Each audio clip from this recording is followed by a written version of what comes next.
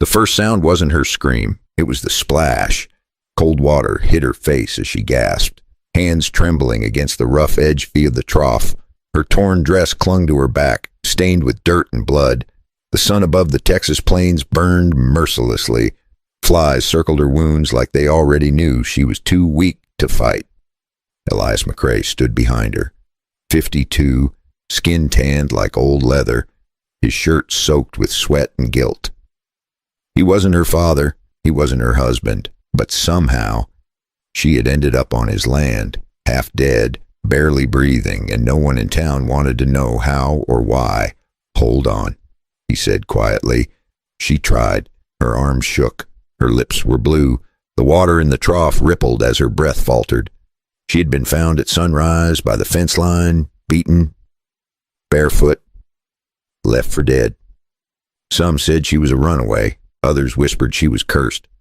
But when Elias lifted her from the dust, something inside him broke. He had seen dying cattle, starving men, and burned houses, yet never had he seen eyes that empty. He poured water over her shoulders, washing the blood away. The sound of it was soft, almost tender, and for the first time that morning, she moved. Her fingers gripped the wood tighter, refusing to let go. It was as if her body was begging the earth not to forget her. The ranch was silent except for the wind. No one came to help. No one dared. Elias looked at the horizon, at the long road that led back to the town of Mobeetie. He knew the men who did this, men with boots polished by fear. Not dust, men who laughed when women screamed. He clenched his jaw, knowing that if she lived, they would come again. The girl tried to speak. Her voice was a whisper. "Why me?" He didn't answer. Not yet. He dipped a cloth into the water and pressed it to her face. She winced, but didn't pull away. Her eyes met his, full of terror and something else. A question. She was 25, maybe a stranger with no name anyone cared to remember. But Elias saw something different beneath the bruises, beneath the dirt. Something that refused to die. The sun climbed higher, painting the plains gold. Her breathing steadied. The water turned red 3 times a day. That's how often he would clean her wounds before the fever broke. Before she spoke her name again. Before history itself would change because of what one rancher decided to do with a broken woman and a wooden trough. But right now, she was still shaking, still trapped between life and death, still wondering if kindness was just another trick. Elias watched her closely, his hand steady, his heart not. And as the wind howled across the open land, one question hung heavy in the air. Was he saving her life, or was he saving his own soul? The sun had already burned half the sky when Elias carried her inside. The small cabin smelled of cedar smoke and horse sweat. He laid her down on the cot near the window where the light fell soft and warm. She was barely awake, whispering words he couldn't catch. Maybe a prayer, maybe a name. He poured a tin cup of water. Holding it close to her lips, she flinched at first, then drank like someone who hadn't tasted mercy in years. He watched the dirt wash off her face, one drop at a time. The bruises looked worse in the daylight, but at least she was breathing. 3 times a day, that's what he told himself. But on the 4th day, he forgot the midday meal. Clara sat by the window, holding her stomach and staring at the endless field.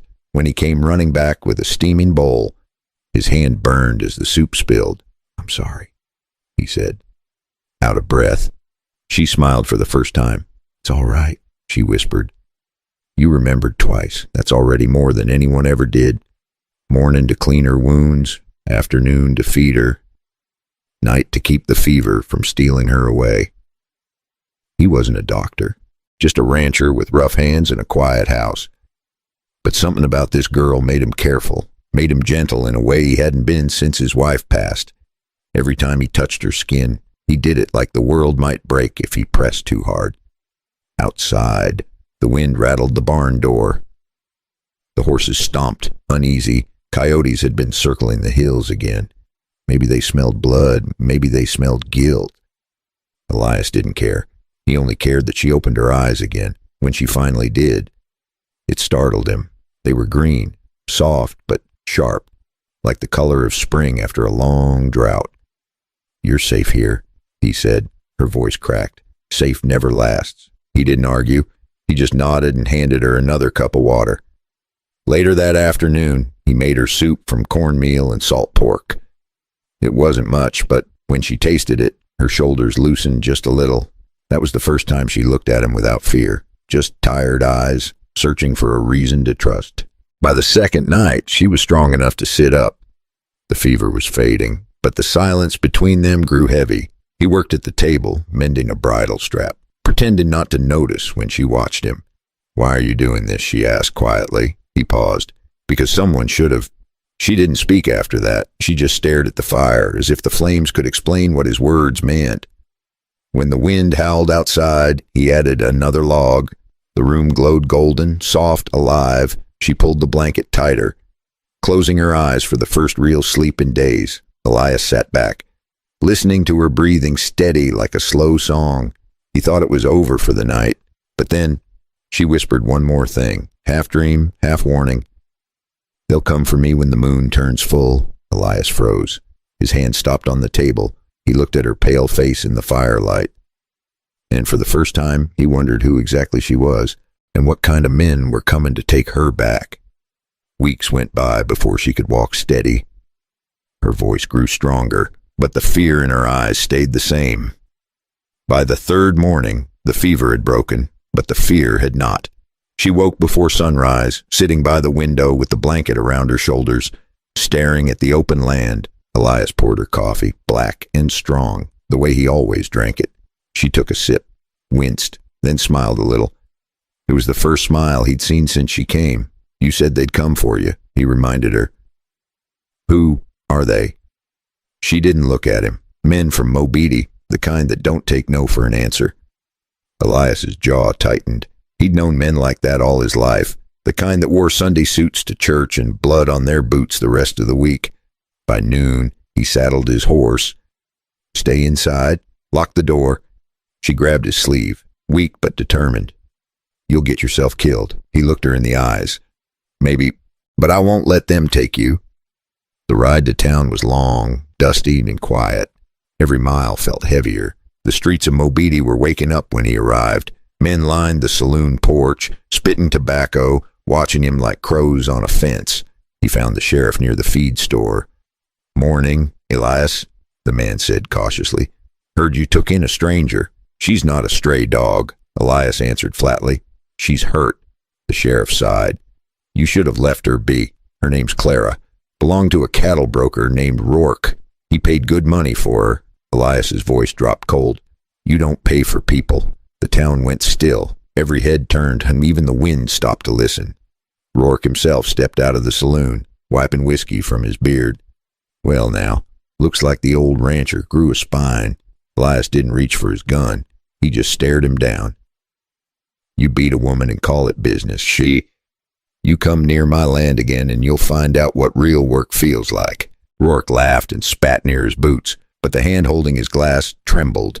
Later that night, he sent 2 new men from Sweetwater. He doubled the pay and told them, "Make it look like an accident." Rourke laughed, that ugly kind of laugh that makes your skin crawl. "You think you can stand between me and what's mine?" Elias took a slow step forward. "She's not yours, not anymore." The crowd whispered. No one dared move. Even Rourke's smile faded. Somewhere in the distance, a thunderclap rolled across the plains, though the sky was clear. When Elias turned his horse to leave, the sheriff called out, "You just started something you can't finish." He didn't look back. "Then I guess I better make it worth finishing." That night, as the sun bled into the horizon, Clara waited on the porch, eyes wide with worry. When she saw him returning, her breath finally eased. He looked tired, older somehow, but unbroken. "They know now," he said simply. She whispered, "What did you do?" He glanced at her, a faint smile crossing his weathered face. "I told the truth, and in a town built on silence, and that was enough to make enemies. Now, if you've been following this far, take a sip of your tea, lean back a little, and tell me where you're listening from. I'd love to know. And if you want to see how this story unfolds, hit that subscribe button. You won't want to miss what happens when the men from Mobeetie come knocking at midnight." That night the wind shifted. It came crawling down from the canyon, dry and mean, carrying the kind of silence that makes dogs hide under porches. Elias felt it first. The hair on the back of his neck stood up. He stepped outside, rifle in hand, scanning the open land. Clara was still awake, sitting by the fire. Her hands gripped the edge of the blanket. "They're coming, aren't they?" she whispered. He nodded. Rourke doesn't take humiliation kindly. He had moved her bed to the cellar that afternoon, just in case. Now he poured oil into the lanterns and checked every lock. The moon hung low, fat and orange, lighting the ranch like a stage. Every sound was sharp. The creak of wood, the groan of a horse, even his own heartbeat, out near the fence. 3 shadows broke from the dark. Men on horseback, no headlights, no voices, just the steady thud of hooves on dry dirt. Elias took a slow breath. He wasn't young anymore, but he'd been in his share of fights. He didn't need speed he just needed patience. He waited until they reached the corral. Then the first lantern flared. One of the men cursed. "He's here," Elias fired once, not to kill, just to scare. A second shot followed from the barn, sharper, cleaner. It came from old Jake, the ranch hand who had worked beside Elias for 20 years. Nobody ever saw him leave that barn again, and nobody ever dared to ask. The shot split the air like thunder. Horses reared. One rider fell, screaming. The others ducked behind the fence. Inside the cabin, Clara crouched near the stairs, her eyes wide. She could hear his voice outside, calm as stone. "You picked the wrong night." "Boys," they fired back. Splinters flying off the porch rail. Elias moved like he'd rehearsed this his whole life. Each time they reloaded. He shifted position, drawing them closer to the barn where he'd laid his trap. A spark caught, then a roar. Flames shot up from the haystack, lighting the night bright as noon. The men panicked, blinded by the fire. Elias lunged forward, knocking one to the ground. The others fled, one dragging the wounded man by the arm. When it was over, the ranch was quiet again, except for the crackle of fire and Clara's footsteps on the porch. When dawn came, the sheriff knocked on the door, face hard as stone. "Barn fire was an accident, right?" he asked. Elias nodded slow. Clara hid behind the curtain, clutching a paring knife tight enough to turn her knuckles white. She ran to him, eyes full of fear and relief. His shirt was torn, his knuckles raw, but he was still standing. "You could have died," she said. He wiped the sweat from his brow. "Not tonight." She stared at the burning barn, then back at him. What will they do now? He looked toward the hills where the men had disappeared. His voice was steady, but low. "They'll come back, but next time. I won't be alone." She frowned. "What do you mean?" He gave a tired half smile, looking at her like he'd already decided something she didn't yet understand. And as the firelight danced in her eyes, Elias said softly, "Tomorrow, we ride to Palo Duro. There's something I need you to see." Now that sounds simple, doesn't it? But what he showed her the next morning would change both their lives forever. You won't believe what waited for them in that canyon. The sun rose slow over Palo Duro Canyon, painting the cliffs in gold and fire. Elias rode ahead, Clara behind him, wrapped in his old coat. The wind smelled like sage and dust and something new. Hope, maybe. They stopped near a ridge where the land opened wide like a promise. Below them the river shone bright, winding through the red stone like a silver ribbon. Elias dismounted first, then helped her down. His hands were rough, steady, and kind. "This place," he said quietly, "saved me once. Maybe it'll save you too." For a moment she didn't speak. She just stood there, eyes glistening, staring at the endless land. "Why here? Because out here," he said, "no one owns another soul. The earth doesn't care who you were, only who you decide to be." She walked closer to the edge, her hair catching sunlight. Every breath she took seemed to wash more of the past away. All the bruises, all the shame, and all the names they'd called her, gone piece by piece, like dust carried off by the wind. That summer, they stayed in the canyon. 3 times a day, just like before. Morning, she helped him tend the horses. Noon, they shared simple meals by the water. Evening, they talked.